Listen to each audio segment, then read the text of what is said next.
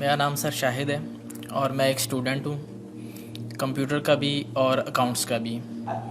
میں حال ہی میں یوں سمجھیے کہ قرآن پاک کی طرف رجوع کیا میں نے اور اس کو سمجھنے کی کوشش کر رہا ہوں، لیکن ایک عجیب سی بات یہ آ رہی ہے کہ اتنا زیادہ میٹر موجود ہے قرآن پاک کو سمجھنے کے لیے بھی کہ اس کے کوئی بنیادی اصول سمجھ میں نہیں آ رہے ہیں کہ انڈرسٹینڈنگ اس کو کیسے کرنی چاہیے، سٹیپ وائز کس طرح اس کو سمجھنا چاہیے، آیا کہ ناظرہ اس کو کرنا چاہیے، احادیث سے اس کو سمجھنا چاہیے یا کیسے؟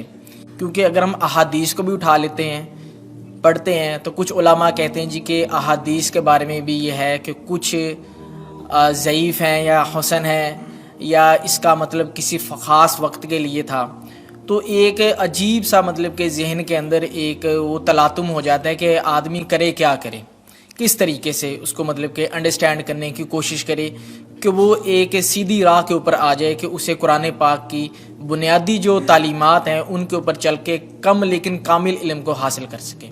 قرآن مجید کی طرف آپ کا رجوع ہوا ہے، توجہ ہوئی ہے، اس کو اللہ کا بہت بڑا فضل اپنے اوپر سمجھیے، اور جب اللہ کا فضل ہو تو پھر اس کا شکر بھی ادا کرنا چاہیے اللہ کے جناب پہ۔ میں آپ سے ایک عجیب بات کہہ رہا ہوں، شاید آپ کو بہت وہ نئی سی لگے گی۔ قرآن کو ایسے پڑھیے جیسے بدو پڑھتے تھے۔ بدو نہ فلسفی تھے، نہ منطقی تھے، نہ سائنسدان تھے، نہ ابھی حدیثیں ان کے پاس تھی، نہ ابھی فقہ مرتب ہوئی تھی۔ وہ کیا تھا؟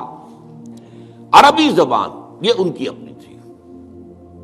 تو شرط اول جو ہے قرآن مجید کو سمجھنے کے لیے وہ عربی زبان کا صرف و نحو صحیح جاننا یہ لازم ہے۔ پھر قرآن کے متن ہی کو اصل سمجھیے۔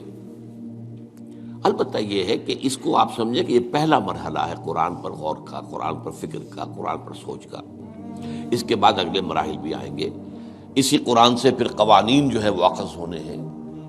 اچھا، اس میں بعض سے واقعات ایسے ہیں کہ جو تو ایک تاریخی حیثیت رکھتے ہیں، اب ان میں اس واقعے کے ضمن میں تفصیل میں کہیں کوئی اختلاف ہو گیا تو کوئی حرج واقع نہیں ہوتا۔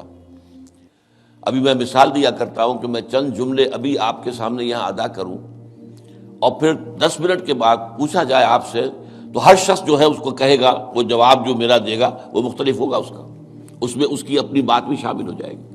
اور سوچ میری بات سنتے ہوئے بھی جو اس کا سبجیکٹو مائنڈ ہے وہ اس کے اندر اس وقت حاضر ہوگا، وہ اس سے اس کوئی نہ کوئی نتیجہ از خود اپنی اس سبجیکٹو مائنڈ کے حوالے سے حاصل کرے گا، وہ بیان کرے گا۔ تو ان چیزوں میں احادیث میں اگر کوئی اختلاف بھی ہو جائے تو اس میں پریشان ہونے کی ضرورت نہیں ہے۔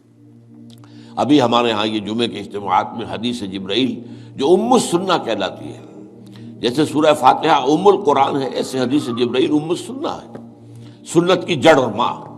اب اس کی جو روایات آئی ہیں اس میں مختلف اختلاف ہے، الفاظ کا اختلاف ہے، ایسنس ایک ہے، مفہوم ایک ہے، الفاظ میں بڑا فرق ہے، تفاصیل کا فرق ہے۔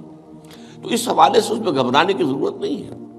پھر یہ کہ فقہی معاملات کے اندر اختلافات ہو گئے، وہ بھی نیچرل ہیں۔ آپ کو معلوم ہے کہ ایک ہی مقدمہ ہوتا ہے، 8 جج بیٹھے ہوئے ہیں ایک بینچ پر، 5 کا فیصلہ ایک ہے، 3 کا ایک ہے، اور بھی تقسیم ہو سکتی ہے۔ قانون وہی، اور یہ میں بات کر رہا ہوں سپریم کورٹ کی یا ہائی کورٹ کی، وہاں پہ تو ظاہر بات ہے وہ نئے بیانات نہیں لیے جاتے، وہ جو بھی فائل ہے وہ تو بہت پہلے سے تیار ہو چکی ہے، اس کے اوپر بحث ہوتی ہے، صرف اسی سے اخذ کیا جاتا ہے، مطلب ان کا وہی رہتا ہے، اس کے اندر تبدیلی نہیں ہو سکتی، اس موقع پر کوئی نئی گواہی نہیں آتی۔ تو اس اعتبار سے ان چیزوں پہ گھبرانے کی ضرورت نہیں ہے۔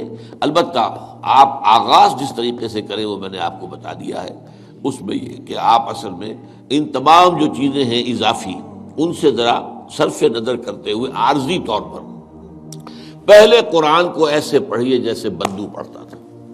اور وہی بات تھی کہ بدو پھر جس طریقے سے موٹیویٹ ہوا ہے، بدو سے مراد میں صحابہ کو عام طور پر لفظ دے رہا ہوں، یہ ان کی اس کے لیے وہ نہ سمجھیے کوئی توہین کی بات ہے، مطلب یہ کہ میں اس معنی میں کہہ رہا ہوں کہ وہ لوگ فلسفی نہیں تھے، کوئی پڑھے لکھے لوگ نہیں تھے، بلکہ امت کا نام ہی ہے یہ جو ہے امیین، ان پڑھ لوگ، ان پڑھ، ان لیٹرڈ ون، حضور کی شان بھی یہی ہے، امی ہے۔ تو انہوں نے قرآن کو جس طور سے سمجھا ہے وہ ہے بہترین طریقہ قرآن کو سمجھنے کا، اور اسی سے پھر وہ صحیح موٹیویشن ہوتی ہے کہ انہوں نے تن من دھن سب لگا دیا اللہ کے دین کے لیے اور اللہ کے دین کو غالب کر دیا۔ بحثوں میں پڑھ کر اور وہ جو باریکیوں میں پڑھ کر اور بال کی کھال اتار کر اور منطقی طور پر تجزیہ کر کے اور فلاں احادیث کے تقابل کے اس میں پڑھ کر علم کا تو اضافہ ہوگا، لیکن وہ انسپریشن اور موٹیویشن جو ہے وہ اس کے اندر نہیں رہے گی۔